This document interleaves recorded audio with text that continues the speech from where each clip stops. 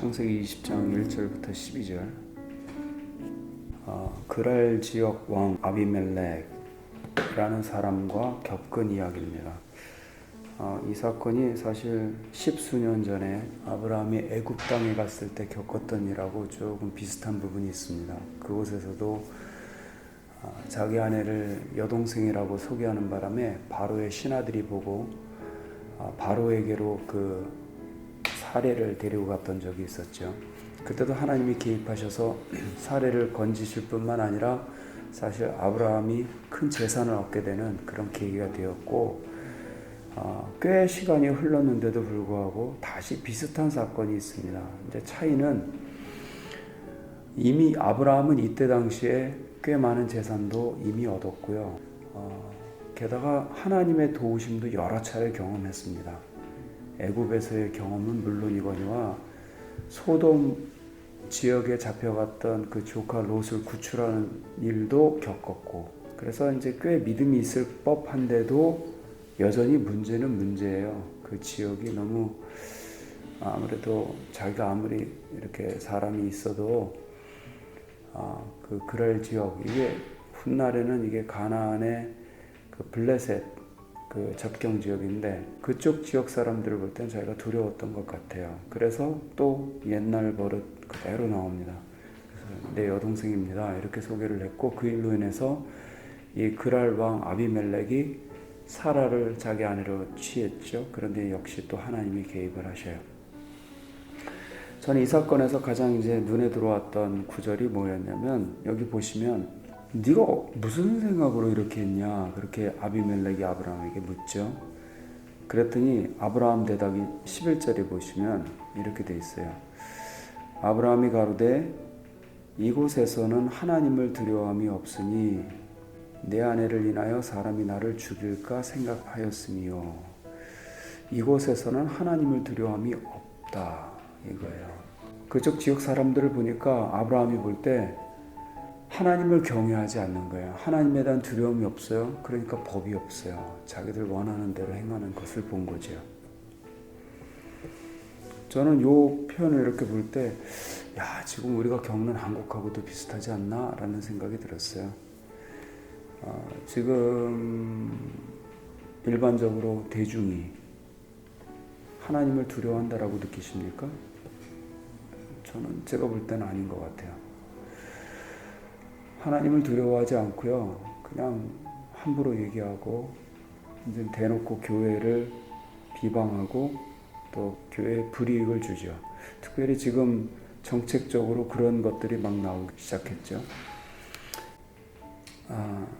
저는 왜 이렇게 됐을까 생각할 때, 물론 사람들한테 하나님에 대한 두려움이 없어서고요, 교회가 잘못했기 때문이죠. 교회가 세상 사람들한테 그렇게 보인 거예요. 소금의 짠맛을 잃었기 때문에 내버려져서 이제 밟히는 시대가 된 거예요.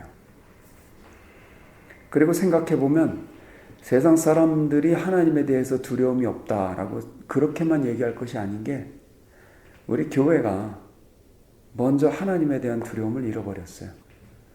우리는 행동으로, 제 미국에서 같이 유학하던 우리 교회 아는 형님 가운데 한 분이 철학 전공하신 분인데, 그분이 옛날에 그런 얘기 하더라고요. 뭐라 그러시냐면, 어떤 교회, 어떤 목사님들의 타락상을 보면서 저분들의 행동은 무신론자다 이랬어요. 저는 그게 이해가 됐어요. 자기 행동으로, 자기 말과 다르게 행동으로 살아내는 거는 무신론으로 살고 있다는 거예요. 하나님이 없다. 교회가 세상을 향해서 던져주는 게 예수가 그리스도라는 것을 행동으로 보여주고 말로 증거하고 삶으로 보여줘야 되는데, 우리의 행동을 본 세상 사람들은 뭐라고 보냐면 하나님은 없다라고 보는 거예요. 그러니까 저 사람들이 저렇게 불법을 행하고 잘못을 하지라고 보이는 것을 교회 스스로 세상에다가 그런 메시지를 던져줬다는 거죠. 그래서 이렇게 하나님에 대한 두려움이 없는 세대에 결국 핍박을 당하게 되는데, 그러면 이제 이걸 어떻게 하냐 생각하면요, 저는 여기 나왔 것처럼 첫 번째는 아브라함이 거짓말 같지 않은 거짓말을 했던 것을 우리가 좀 보면 좋을 것 같아요. 자기 여동생이라고 했다고. 너 도대체 무슨 생각으로 그랬냐 그랬더니 사실 내가 이 사람들이 들어와 안 해서도 그렇지만 제 이복 누이입니다. 그러니까 아버지는 같은데 어머니 다른 거예요. 이게 말이야 뭐야. 저는 사실 중요한 건 아내냐 아니냐인데 네. 이복 누이입니다. 그러니까 이게 거짓말 같지 않은 거짓말을 한 건데 이해는 가죠. 두려움 때문에 그랬다는 거고 따지고 보면 거짓말은 아니다 이런 항변인 거잖아요. 근데 사실을 얘기 안 함으로 해서 하게 되는 거짓말은 거짓말인데 저는 이걸 보면서 되게 조심은 했구나. 이건 보였어요.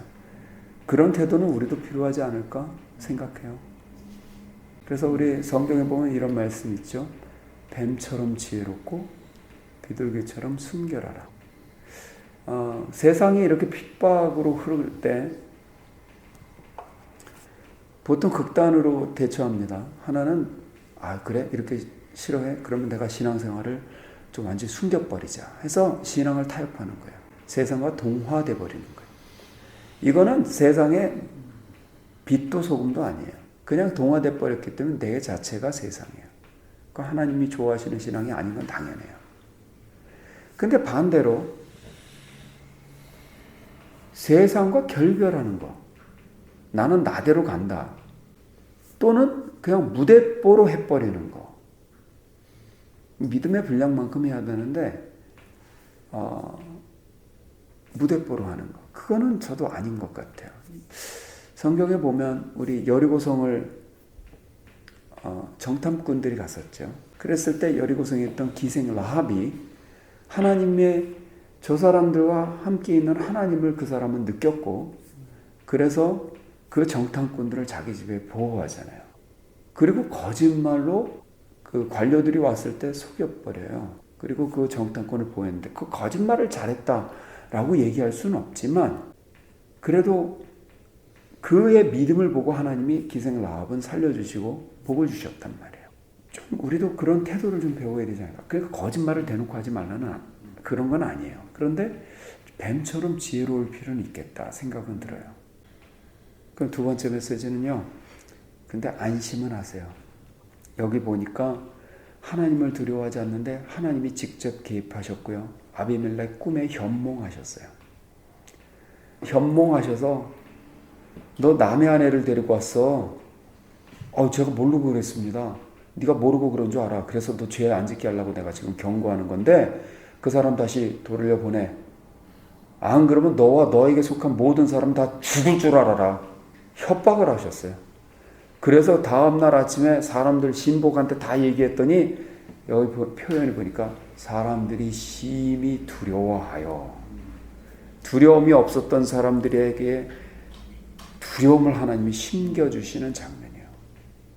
이게 이럴 수밖에 없는 게 사실 남의 아내 데리고 온 작은 사건 같지만 사실 사라는 누구냐면 사라를 통해서 하나님이 계획하셨던 것은 약속의 씨인 이삭이 나오고 이삭을 통해서 결국에는 이스라엘 백성들을 다 키워내시고자 하는 하나님의 섭리가 있었고 훗날에는 그 안에서 누가 나옵니까? 예수 그리스도가 나오는 거예요. 지금 예수님 구출 작전인 거예요. 이게 아주 작은 사건 같았는데 작은 사건이 아닌 거예요. 우리가 지금 이렇게 겪는 게 이게 되게 작은 사건 같지만 하나님 입장에서 큰 그림에서는 아주 중대한 일로 가는 작은 사건 같은 거예요. 그래서 하나님은 반드시 개입하실 겁니다. 헤롯도 야고보 사도를 죽였고 베드로를 잡아놨다가 베드로는 극적으로 탈출했지만 그 이후에 보면 하나님이 헤롯 아그리파 그냥 데려가 버리셨어요. 교회는 깨어서 하나님에 대한 경외심을 회복해야 되는 거예요. 아까 말씀드린 것처럼 사람들이 하나님을 두려워하기 전에 누가 하나님을 두려워하냐? 우리가 하나님을 두려워해야 돼요. 하나님이 살아계시고 예수님이 그리스도라는 게 우리 심령에 박혀야 되고 우리 생활에 그게 흘러나와야 돼요. 그럴 때까지 이 사람들을 통해서 우리를 하나님이 다듬으실 거예요. 그래서 지금 이 시기 때 우리가 신앙을 포기하지 않고 하나님을 두려워하는 마음으로 하나님을 찾고 경외하고 그렇게 살면 반드시 하나님의 때가 되면 하나님은 일어나실 거예요. 저희 목사님이 목회하실 때 그런 이야기를 많이 하셨어요. 초창기 때 목회하면서 사람들이 반박하고 대들고 반항하고 그런 일을 너무 많이 겪으셨대요. 속도 많이 상하셨고 힘드셨어요. 믿었고 사랑했던 사람이 자기를 배반하고 배신하고 떠나가는 일을 겪으면 일주일씩 음식도 못 드시고 설사도 하시고 그러셨다. 근데 한참 시간이 흘러서 어느 때가 되니까 하나님이 개입하시는 거예요. 저는 그런 걸 옆에서 많이 봤어요. 목사님에 대해서 반박하고 대항하고 그러면 목사님은 입 다무세요. 가만히 있고 기도만 하셨어요. 하나님이 정말 손 대시던데요. 그래서 주변 사람들이 보고 이야 까불면 가는구나. 저는 그걸 봤어요. 저희 목사님 말씀. 그럴 때까지는 참고 기다리고 기도하는 궁일이 여겨주십시오. 우리가 그렇게 기도해야 될 줄로 믿습니다. 근데 그게 옳죠. 그런데 그때까지는 우리가 다듬어줘야 되는 시간이 필요한 것뿐이에요. 그래서 우리가 기도하면서 이 한국이 하나님을 두려워하지 않지만 하나님 궁일이 여겨달라고 기도하시고 특별히 교회가 하나님을 두려워하는 마음을 회복시켜달라고 우리가 기도하시길 바랍니다. 같이 기도합시다.